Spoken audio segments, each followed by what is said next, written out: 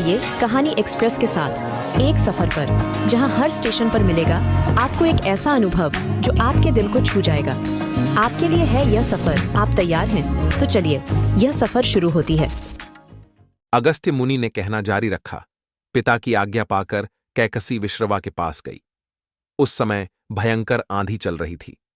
आकाश में मेघ गरज रहे थे। कैकसी का अभिप्राय जानकर विश्रवा ने कहा कि भद्रे, तुम इस कुबेला में आई हो, मैं तुम्हारी इच्छा तो पूरी कर दूंगा, परंतु इससे तुम्हारी संतान दुष्ट स्वभाव वाली और क्रूरकर्मा होगी। मुनि की बात सुनकर कैकसी उनके चरणों में गिर पड़ी और बोली कि भगवान, आप ब्रह्मवादी महात्मा हैं, आपसे मैं ऐसी दुराचारी संतान पाने की आशा नहीं करती, अतः आप मुझ पर कृपा करें। कैकसी के वचन सुनकर मुनि विश्रवा ने कहा कि अच्छा, तो तुम्हारा सबसे छोटा पुत्र सदाचारी और धर्मात्मा होगा। इस प्रकार कैकसी के 10 मुख वाले पुत्र का जन्म हुआ, जिसका नाम दशग्रीव रखा गया। उसके पश्चात कुंभकर्ण, शूर्पणखा और विभीषण के जन्म हुए। दशग्रीव और कुंभकर्ण अत्यंत दुष्ट थे, किंतु विभीषण धर्मात्मा प्रकृति का था। अपने भाई वैश्रवण से भी अधिक पराक्रमी और शक्तिशाली बनने के लिए दशग्रीव ने अपने भाइयों सहित ब्रह्मा जी की तपस्या की। ब्रह्मा के प्रसन्न होने पर दशग्रीव ने मांगा कि मैं गरुड़, नाग, यक्ष, दैत्य, दानव, राक्षस तथा देवताओं के लिए अवध्य हो जाऊं। ब्रह्मा जी ने तथास्तु कहकर उसकी इच्छा पूरी कर दी। विभीषण ने धर्म में अविचल मति का और कुंभकर्ण ने वर्षों तक सोते रहने का वरदान पाया। फिर दशग्रीव ने लंका के राजा कुबेर को विवश किया कि वह लंका छोड़कर अपना राज्य उसे सौंप दे।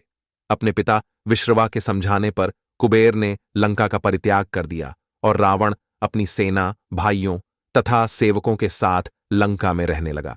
लंका में जम जाने के बाद अपने बहन शूर्पणखा का विवाह कालका के पुत्र दानवराज विद्युविह्वा के साथ कर दिया। उसने स्वयं दिति के पुत्र मय की कन्या मंदोदरी से विवाह किया, जो हेमा नामक अप्सरा के गर्भ से उत्पन्न हुई थी।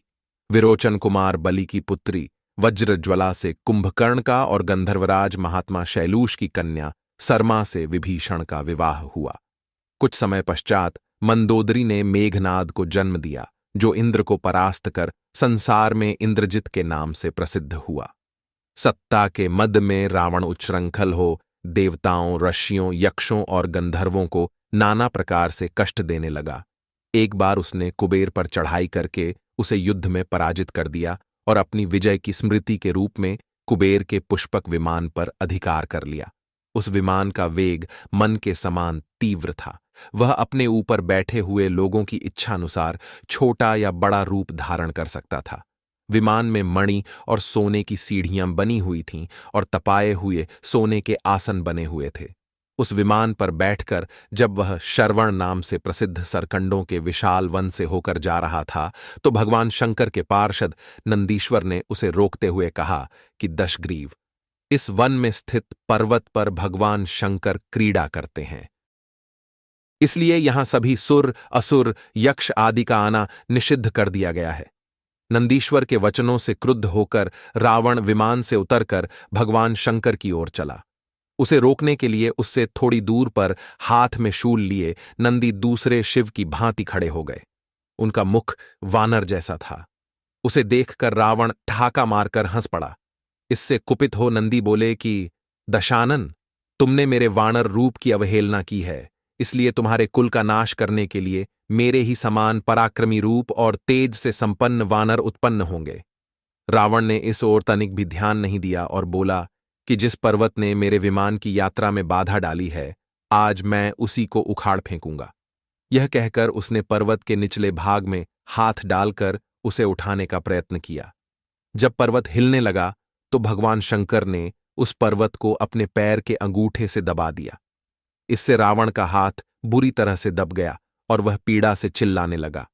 जब वह किसी प्रकार से हाथ न निकाल सका तो रोते रोते भगवान शंकर की स्तुति और क्षमा प्रार्थना करने लगा।